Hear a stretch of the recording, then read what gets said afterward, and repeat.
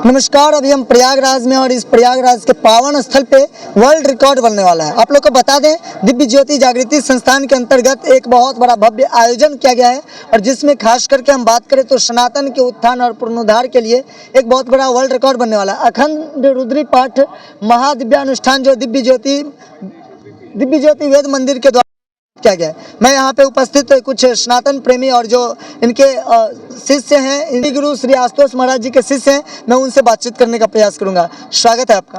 नमस्कार। श्रीमान जी, आज आपके इस कैंपस में, इस पावन स्थल पे जो ये वेद का उच्चारण किया जा रहा है, ये कितने समय तक चलेगा? जी, जैसा कि आप देख सकते हैं, यहाँ दिव्य ज्योति वेद मंदिर के कैंप साइट में अखंड रुद्रीपाठ महादिव्यानुष्ठानम को किया जा रहा है और इस पूरे रुद्रीपाठ महानुष्ठानम को 33 दिनों तक किया जाएगा। ये कल 14 जनवरी को प्रातः 4 बजे आरंभ हुआ था और इसका समापन 16 फरवरी को 4 बजे होगा। तो इस तरीके से 33 दिवारात्रि नॉन स्टॉप चलेगा 24/7 और अंत में जब 33 दिन बीत जाएंगे तो एक 11,088 संहिता पाठ यानी 11,088 बार रुद्री पाठ का उच्चारण हो चुका होगा और 2.5 मिलियन जो वैदिक मंत्र है उनका उच्चारण इन 33 दिनों में हो चुका होगा। इसमें बहुत बड़ा प्रश्न ये आता है, जो सुबह 4 बजे आपने स्टार्ट किया, इसके पीछे क्या कारण है? देखिए, 4 बजे हमारी भारत की सनातन जो परंपरा है वो हम सभी जानते हैं कि वो ब्रह्म मुहूर्त का काल होता है।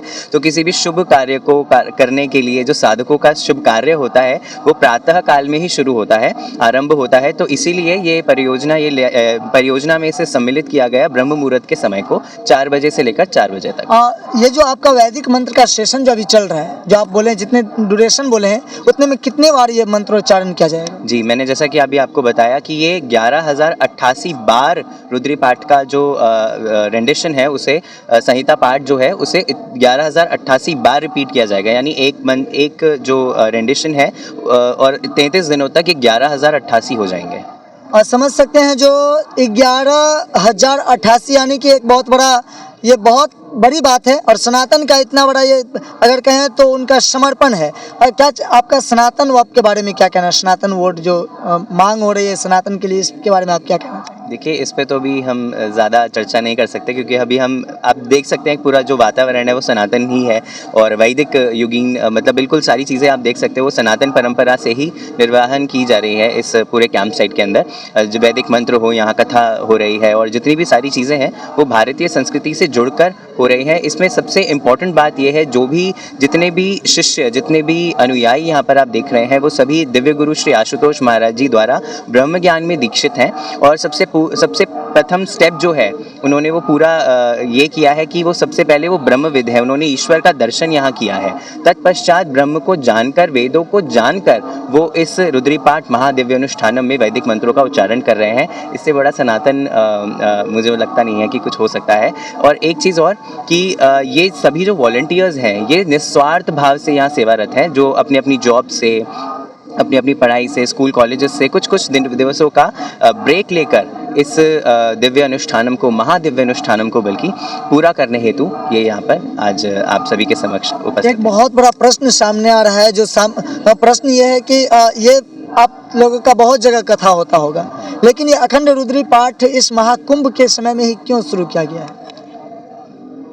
अच्छा जी, देखिए ऐसा बहुत जगह पर होता है, बट महाकुंभ जो है वो एक विशेष रूप से आप जानते हैं। महाकुंभ 144 साल बाद आया है, तो इसलिए मैं समझता हूँ कि ये जो कालगणना है या कह ले कि ये जो समय है ये सबसे ज़्यादा इम्पॉर्टेंट है आज के टाइम पर। इसको यहाँ से डिसेमिनेट होना, यहाँ से प्रोलिफरेट होना, यहाँ से प्रोसेस होना, महाकुंभ की धरती से इन वैदिक मंत्रों का गुंजन एक शंखनाद है ना, एक उन्मुक्त आह्वान है पूरे समाज के लिए, पूरे संस्कृति के लिए, सभी लोगों के लिए कि दिव्य ज्योति वेद मंदिर द्वारा, दिव्य ज्योति जागृति संस्थान के द्वारा यहाँ से आप देख सकते हैं हमारे कैंप साइट के जो गेट है उस पर भी लिखा हुआ है ईश्वर देखा जाता है ना। तो एक उन्मुक्त आह्वान है जिसका मैं समझता हूँ कि जो पृष्ठभूमि है वो यहाँ महाकुंभ के अंदर तय की गई है। आपने प्रश्न का जवाब बहुत ही सहज रूप से दिया और हम कह सकते हैं इस महाकुंभ से हमारा जो शंखनाद हो रहा है वो सनातन को एकजुट करने का, और ये कह सकते हैं जो वैश्विक पटल पर सनातन का एक अलग महत्व पहले से ही है।